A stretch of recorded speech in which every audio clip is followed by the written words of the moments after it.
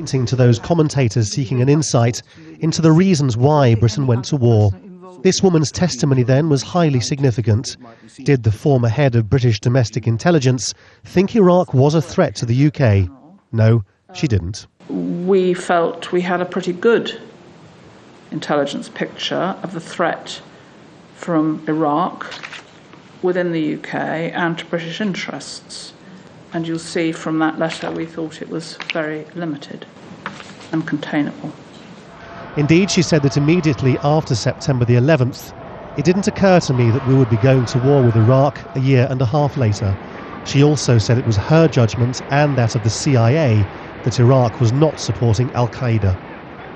But she said that after the war it became clear that Iraq had mobilised and radicalised Muslim opinion in the UK to an extent that they could not deal with. And by 2004, we were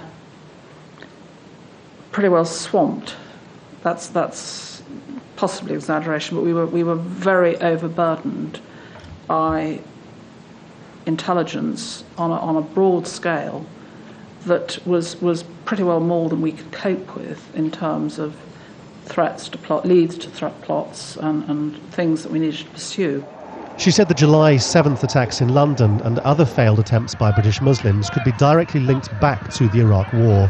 Iraq became, she said, a single narrative that the West was attacking Muslims. She also said it was arguable that the war had given Osama Bin Laden his Iraqi jihad and that intelligence assessments had been dangerously seductive and fallible.